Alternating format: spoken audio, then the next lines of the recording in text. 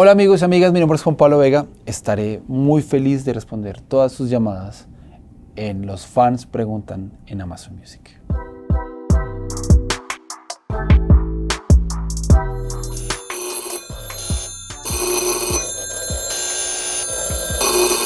Como cualquiera. Vamos a ver qué dice. Aló. Hola, Juan Pablo. Me Hola. gustaría saber cuál de todas tus canciones es tu favorita para tocar en vivo. Saludos. Bueno, ¿cuál es mi canción favorita para tocar en vivo? Yo creo que probablemente es Vicio. Es una canción que salió inmediatamente después del disco Nada Personal.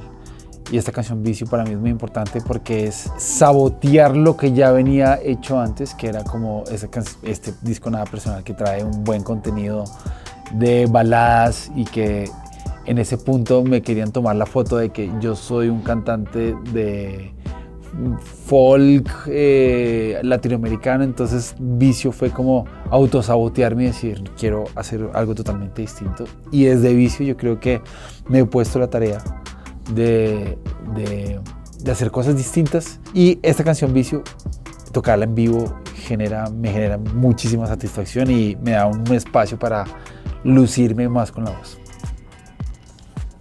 Chao.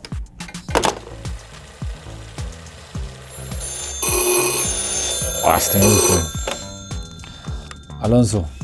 ¿Hay alguna anécdota escribiendo Tenemos que hablar con Jimena Sariñana? Que si hay alguna anécdota que tenga que decir de la canción Tenemos que hablar con Jimena Sariñana, hay una especie de no es maldición, pero hay que tener mucho cuidado con lo que uno escribe como canciones, porque se terminan volviendo premoniciones. Entonces Tenemos que hablar la hice en un momento donde no estaba pensando que tenía que hablar con mi pareja de ese momento, sino que ya después que salió la canción y la hice, sí llegó ese momento. Entonces se volvió como una especie como de premonición. Yo creo que eso es una parte de la anécdota. La otra parte es que esa canción originalmente no iba a ser un dueto, sino que pensé que solamente era una canción para mí, y después me di cuenta que la canción implícitamente tenía esta conversación de una pareja, y la mejor persona y una de mis amigas más queridas en la música, que tenía el privilegio de producirla también, que es Jimena Sariñana, se sumó y le dio un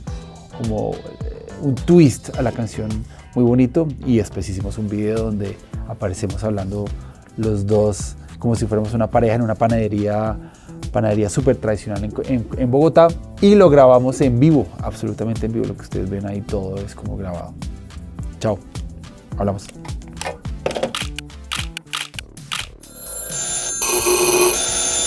Teléfono negro, a ver. Vergas. Aló. ¿Cómo es que manejas un equilibrio entre tu día a día y tu carrera musical? ¿Cómo veo que manejo un equilibrio entre mi vida musical y mi vida normal? Pues empecé hace poco a ponerme en la gimnasia diaria de hacer contenido digital, un poquito medio en serio, un poquito medio en broma. En medio de esta broma, que es un poquito una broma ácida, que finalmente es mi humor, encontré una especie de canal con las personas que me escuchan, con la maravilla que les gusta que sea muy ácido y corrosivo. Entonces he encontrado un canal donde puedo estar como mantener al tanto a las personas que me oyen, y también tener un espacio para mi vida privada que también le doy demasiada importancia, bastante importancia, y también como la otra vida mía, que es ser productor. Chao pues.